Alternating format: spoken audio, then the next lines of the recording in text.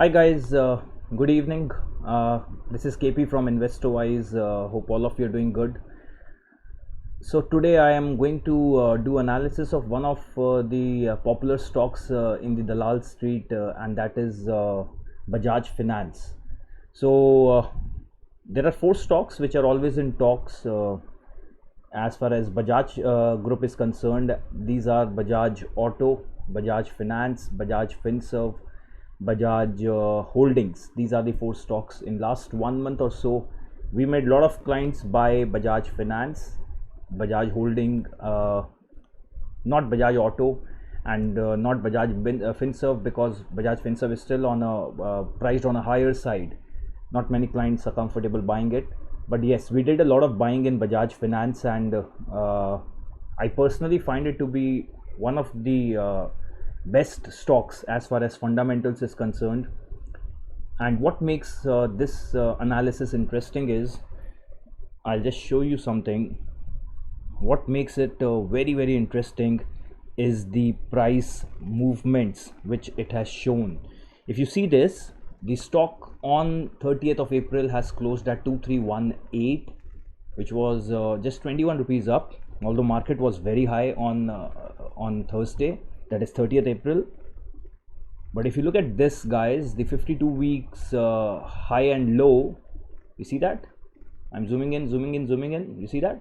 The 52 week low is 1915 and the 52 week high is 4923. And did this actually happen in the last 1 year?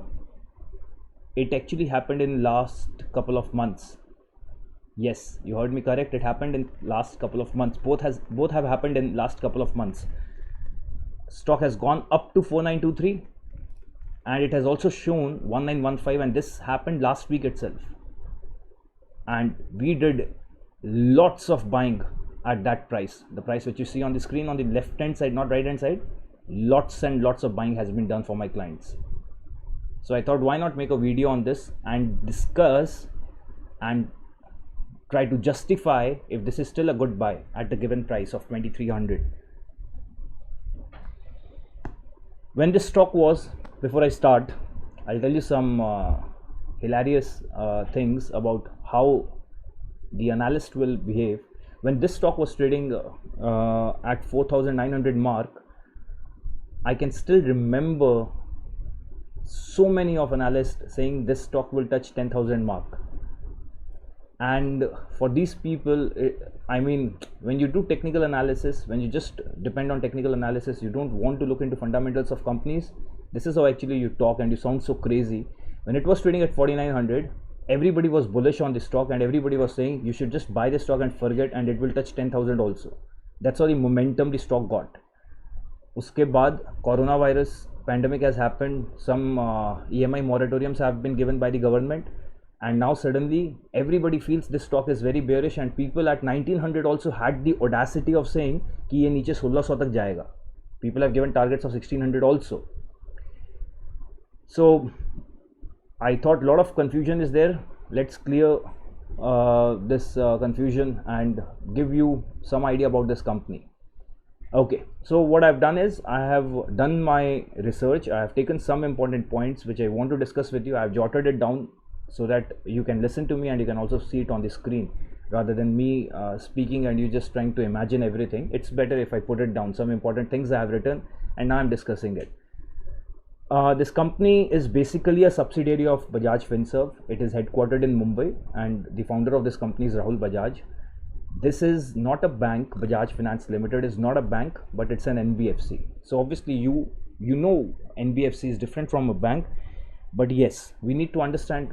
This is for your basic knowledge, guys. You need to understand what is the difference between an NBFC and a bank. The major difference, there are a few differences, but the major difference between the two is that NBFCs, in most cases, that is 99% cases, NBFCs are not allowed to take public deposits, whereas banks will take public deposit. In fact, अगर आपको समझ आता है तो bank का जो business है, that is basically to accept public deposits and then give that money to create credit in the economy, right?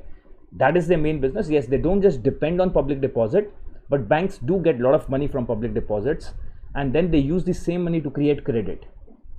Yes, they can issue commercial papers, they can take money from foreign investors, they can take money from other banks. That is a different thing, but they do depend on public deposits. But as far as NBFCs are concerned, guys, they are not allowed in most cases to take public deposits. Right now in India, there are 9700, close to 9700 NBFCs, of which only 90 are allowed to accept public deposits. बाकी सबको दूसरे sources पे depend करना पड़ता है. So when I से दूसरे sources पे डिपेंड करना पड़ता है, basically what am I talking about, they will have to borrow from banks and they will issue commercial papers for short term money raising. So they will issue commercial papers in which investments will be done by corporates, by public, and then they will use that money for creating credit. That money they will use for doing business, for lending it to public. Now, one reason you need to understand why there are so many NBFCs in India, one probable reason for that is NBFC को license easily मिल जाता है, but as far as banks are concerned, getting a license is very difficult, guys, very difficult. A banking license will not be given at the sound of a snap. It's not like that. Getting a banking license is very difficult. You have to meet a lot of criterias, and only if you meet all those criterias you can apply as a bank. NBFCs do have requirements, but compliances comparatively are less. तो जिसको इस business में आना है, they prefer to come as a NBFC at first place. So Bajaj Finance is an NBFC. So basically what is their source of money raising? One is they will borrow from the banks, and the second is they will issue commercial paper for short term. यहाँ पे एक अच्छा सवाल ये हो सकता है कि अगर बैंक डायरेक्ट पब्लिक को पैसा दे सकता है तो वो NBFC को क्यों देगा? This is a good question to ask, guys. If this comes to your mind, it's a good question. तो प्रॉब्लम ये है, बैंक्स का ऑलरेडी NPA जो है, नॉन परफॉर्मिंग एसेट्स होता है, जब पैसे लिया और नहीं वापस किया, कस्टमर्स ने पैसा वापस नहीं किया, that is NPA, non performing assets. So banks are already suffering from high NPA. I've already made a video earlier on NBFC's problems that they're facing and banking sector problems which they are facing in India. That video you should see. Okay, I posted that already earlier. तो banks क्या करता है, जहाँ पे banks they are not comfortable giving money directly to public, so in that case basically that kind of public with less credibility, less credit worthiness, they will go to NBFC. So money is still coming to the public, but the first money is given by banks to NBFC and then NBFC will give it to public.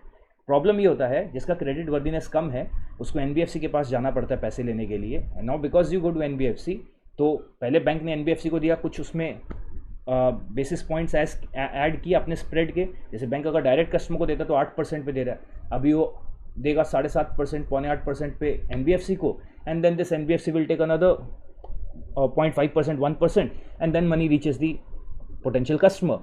तो जो directly आपको bank से शायद 8% पे मिलता, वो अभी आपको NBFC के थ्रू लेने से शायद 8.5-9% लग सकता है. Just giving hypothetical example, guys. Okay, तो ये I hope you have understood how NBFCs function. ठीक है, तो this Bajaj Finance is also one of the NBFCs. Now what is their business model? This is their business model. What are they mainly involved in? They are involved in consumer finance. Consumer finance means people like you and me, जिनको home appliances चाहिए, जैसे आपको washing machine चाहिए, television चाहिए, fridge चाहिए, आपको mobile phone चाहिए, आपको लैपटॉप चाहिए. They do funding of all that also. In fact, that is their main USP. I'll come to that point later on. Small and medium enterprises को funding करते हैं. If you look at the different types of funding they are doing, the other categories are commercial lendings are done, heavyweight machines खरीदना है, equipments खरीदना है, they fund for that also, and even they are involved in wealth management, that is assets management also they are doing. But the chunk of their business comes from consumer finance, that is the loans which they are giving, the funding which they are doing for the home appliances. ठीक है, they even do funding for 2-wheelers, 3-wheelers, again at consumer level. So what is their USP? Obviously most of the NBFCs will be doing that, right? Whatever they are doing, these people are doing that, most of the NBFCs will be doing. What makes Bajaj Finance so special in the way they operate? Now what is their unique selling point? Their USP is the small ticket model which they have. छोटे से छोटे home appliances के लिए इनके पास funding available है. If you go to their website ना, वहाँ पे बहुत सारे मोबाइल फ़ोन्स और लैपटॉप्स का डिस्क्रिप्शन दिया हुआ है, वॉशिंग मशीन्स का डिस्क्रिप्शन दिया हुआ है, and these will come, these loans facilities which they are giving are coming with very attractive facilities like zero down payments. You just go pick up the stuff and buy the stuff and take it. Then there is no interest EMIs, like the total cost of the product will be divided over 3 to 6 months period, but there is no interest that you are paying, and they are giving it kind of unsecured loan, because they are not asking you to deposit something with them, something like gold or something. They do give loan against gold also, but for home appliances and all these small ticket models, they are not even asking you for any security. Okay, this kind of a business model was very unique, and this is basically the reason why they have registered a very aggressive growth. See, basically you need to, if you want to grow as a business, whenever some people come to me and ask me how do you pick up stocks, I always say the first thing you got to do is you need to understand the business model. And if you're convinced with the business model, you see some company is selling a product which is their forte, they are good at it, then they will progress. Just like you see how telecommunication sector has been completely revamped with Jio coming in. We understand that, right? How they became the cost leaders, how they became technology leaders, and how they have just butchered the entire market. That you need to see and forecast how this is going to progress over years, right? So same thing goes with Bajaj Finance. This small ticket model which they introduced for consumer finance, home appliances, with zero down payments, no interest EMIs, unsecured loans, they registered aggressive growth, because now people who belong to lower middle class or even lower class, they were able to make purchases at ease. So they have basically tapped into the market which was completely untouched. And when people get these kind of facilities, you will be encouraged to buy products, right? Because of this, they have shown aggressive growth, and it's not for a quarter or two, they have shown it over number of quarters where they have registered a growth rate in their profit of greater than 50%. I'm not saying it only for the sake of saying. You pick up their financials and you see, and they have shown year on year growth of more than 50% in profits. That is the reason, guys, how wealth creation happens in stocks. If I've just picked up one data, अगर किसी ने दिसंबर 2009 में Bajaj Finance के shares में 1 लाख रुपया invest किया, then in 2018, by the end of 2018 December, that person would have accumulated a total worth shareholding of 1.38 crores. Just look at that figure. How crazy can that figure get? From 1 lakh you would have accumulated a total wealth of 1.38 crores. That is what we call as sheer wealth creation in equity markets. Sheer wealth creation. Now, so we have understood that this is a powerful stock which has done very good. They have sound business practices, they have promising business model, their product lines are very unique, the kind of offerings they are giving are very unique. This company deserves our attention, right? And that is why we are doing this video, guys. Okay, stick with me, you will enjoy this. What is the price pattern? As on 1st April 2019, the stock was trading at 3,000 rupees, and on 20th February 2020 it has touched its all-time high of 4923. I told you everything happened in last 2 months. 20th February, guys, the stock has touched its all-time high, which is 4923. Before I talk further, the first important question is why this 2,000 rupees jump has happened. For December 19, I'm not going too much into the statistics. I just picked up the data which can make you understand the impact, why this has happened. For December 2019 results, which came in the month of January, February, they have shown a profit growth of 52%, more than 52%. The profit has increased year on year basis. Their net interest income, that is total revenue which they have generated, because for banks and NBFCs, their income is mainly the interest income, that has grown by more than 42%, and their assets under management, the service which they provide for managing the assets, that has grown by more than 35%. When you see the data like that, people do believe that stock even at trading at 3,000 rupees is still very, very promising, and you see good business model and you still want to invest in that stock. Then suddenly what happened between 20th February and if you look at the next date, which I've written in green color, that is 31st March, what suddenly happened in this 1 month 10 days, that the stock had come down to 2215, which means stock has fallen by almost 2,700 rupees, guys. You can understand. And between 31st March and 30th April, that is just last week, the stock has touched its all-time low of 1,915. Obviously, one big reason for that is, if you see, even if we forget about the pandemic for the time being, that is the coronavirus, 2019 we were already hearing a lot of stuff that recession is hitting the economy and all.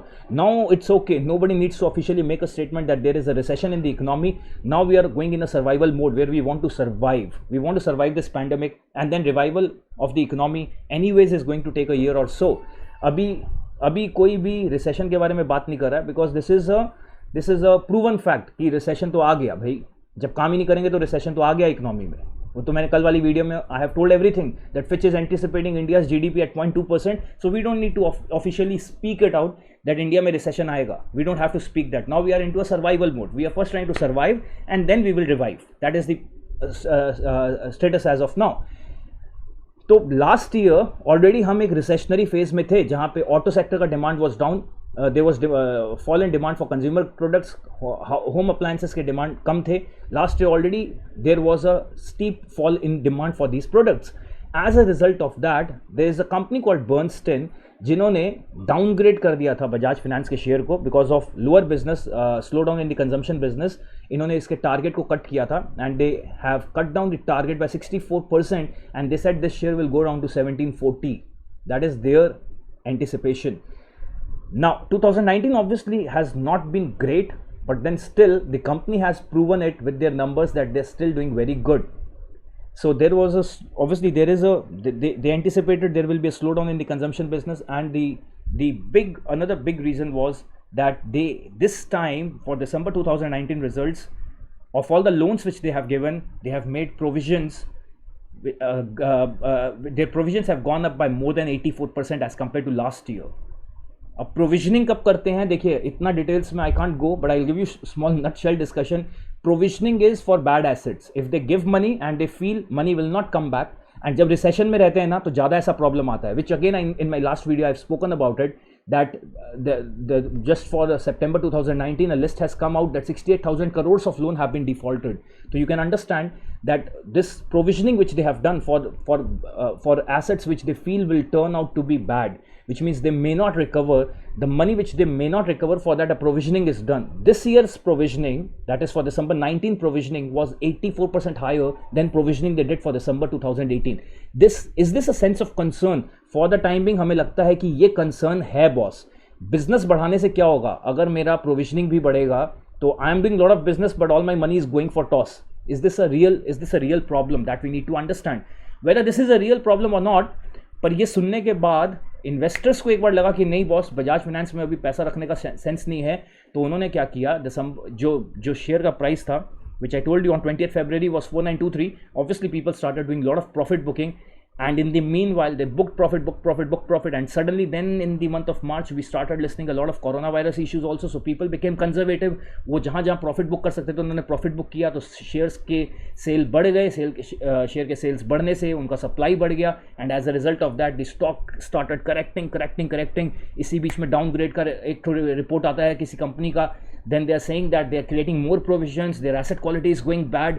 People started doing panic selling, and as a result of that, by 31st March, the damage was done. But does that make a company bad? That is what we are discussing right now. इसके बाद क्या हुआ देखिए, where lies the problem? What is the real problem that banking and NBFCs are facing? I have already made a video on this, so I'm just touching upon this topic. The biggest scam in the history of Indian equity markets, in the history of Indian banks that has happened is ILFS scam, which was worth 91,000 crores. 91,000 crores, guys. I hope you heard that figure. 91,000 crores का ILFS ने scam किया था. Scam means they defaulted the money, they could not pay back the money. जिसमें बहुत जन ने उनको funding किया था. उसमें से एक कंपनी था Dewan Housing. If I tell you the story about Dewan Housing, this stock of Dewan Housing Finance Limited was trading at close to $600 2 to 3 years back, and today that stock is trading at 20 rupees, guys. 20 rupees. It has become a penny stock. The main reason, I don't exactly know if Dewan Housing was a defaulter directly, but Dewan Housing had a lot of exposure with ILFS. मतलब Dewan Housing ने ILFS को बहुत पैसा दिया था, तो जब ILFS ने Dewan Housing का पैसा नहीं दिया तो Dewan Housing आगे पैसा कैसे वापस करेगा? It becomes a chain. If ILFS does not return money to different people who have given money to ILFS, then those people, when they have borrowed from somebody, how will they return back the money? That becomes a big issue. That becomes more like a chain, right? So the sentiments have already become negative.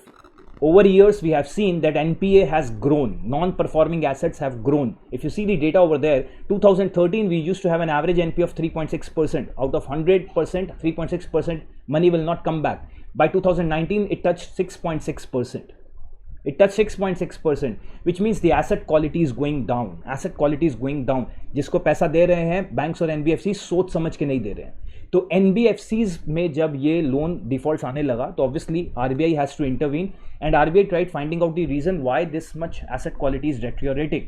So the main answer to that was the ease of funding for NBFCs. Bank से उनको बहुत आसानी से पैसा मिल रहा था. As a result of that, if bank is giving a lot of money to NBFC, obviously NBFC is sitting on money, so they will also make giving money easy. If NBFC have limited money, they will give it to the people who have better credibility in the market.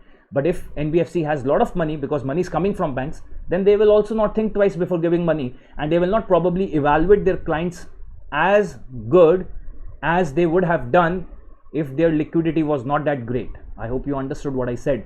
तो अगर इनके पास liquidity है तो ये पैसा देते हैं, और ये पैसा देते समय क्लाइंट्स को अच्छे से इवैल्यूएट नहीं कर रहे हैं, जिसके कारण इनका ओवरऑल जो एसेट क्वालिटी है वो खराब हो गया. After that, so that data, if you see, I have written in 2017 banks used to give 21% of the total money to NBFCs. By 2019 NBFCs started depending to a large extent, that is 29%, for bank funding. Now RBI after that decided that asset quality reviews have to be done. Earlier asset quality review was done only for banks, but now they made it mandatory that even for NBFCs asset quality review has to be done. That is, a review will be done by RBI to see how the end user of funds is having his credibility, whether they will be able to repay the money or not. Because if NBFCs will not get back the money, again the same problem will start, that NBFC will not be able to pay back to the banks, and banks ने जो पैसा उनको दिया है, that is basically public deposits. So RBI has to make sure that such defaults do not happen, because if NBFC does not get money from its customers, NBFC will not give back to the bank. If bank does not get it back, how will banks pay back to the customers from whom they have collected public deposits? I hope guys you are understanding, right? Now the question is, okay, I understood all this. This is a problem. This is a negative thing. But still, is this a good enough reason for Bajaj Finance stock to come down from 4,900 levels to 2,200 levels? Is NPA a real problem for Bajaj Finance? BF means Bajaj Finance. The answer is a big no. Who says big no? I say that is my analysis, guys. Okay, I'm not superimposing my analysis on anybody. This is my way of looking at it. It's not a big problem. Sir, why? Why do you say that it's not a big problem? See, 2/3 of total funding is done by public banks. Public sector banks are doing the majority of funding, and the NPA for the public banks on an average is 12.6%, guys. 12.6%. That is a very high figure. For private banks it is close to 4%. For private banks the NPA is close to 4%. For Bajaj Finance, listen carefully guys with your ears open, for Bajaj Finance the total net NPA is close to 0.7%. So when you just listen to the rumors, and you start being panic selling, that is where a matured investor differs from an immature investor. NPA is going high, clients are filing for CDR, situation of the economy is very bad, all the NBFCs will suffer. No, first you need to see what is the kind of asset quality, what is the kind of exposure you have. As I told you, Bajaj Finance mainly has business exposure in consumer appliances. People like you and me will not go for CDR. We will not go for corporate debt restructuring. It is corporates who take bigger amounts of money and they do bigger defaults. आप एक TV खरीद के और fridge खरीद के default नहीं करेंगे. You need to understand that. So when you ask me, is provisioning a big problem for Bajaj Finance? Is NPA a big problem for Bajaj Finance? Numbers speaks, guys. Statistics speak. Why should I speak? You have numbers in front of you. Go and cross check those numbers on Google. Public sector banks का 12.6% का NPA है, private sector का 4% है. Bajaj Finance का net NPA is 0.7%, even their gross NPA is 1.5%. सोचिए, एक बार सोचिए, is this real problem for them? Answer is no. Then why did the stock correct so much? To each is its own. For somebody it might not be a great stock. So correction, yes, for the sake that 2019 was a slow year, for the sake that there is a pandemic, for the sake that the moratorium has been given on EMIs, okay, stock correction will happen. Anyways, we are not talking about the stock trading at 4,900. We are talking at current price, is the stock a good buy? That is what we are talking right now. That is what we are talking. We're not talking of buying the stock at 4900. I'll give you my reasons for that also, why I would not purchase the stock at 4900 and why I would prefer to purchase the stock at 2300. That reasons I'll give you. Give me a few minutes. If it's a video made by KP, fundamentals have to be decoded, right? So we're now decoding the fundamentals. The industry PE ratio for NBFCs is 25.09. Bajaj Finance current PE ratio is 25.40. What is PE ratio? Price by earning. How much price you are paying for every 1 rupee of earning, which means Bajaj Finance at current price is not trading at a premium price. It is trading at a good price. That's what we can say, because it is just trading at a price at which industry average stocks are trading. What else? If I compare it with one of the best companies in NBFC sector, that is HDFC Limited, not HDFC Bank, guys. HDFC Limited is a NBFC.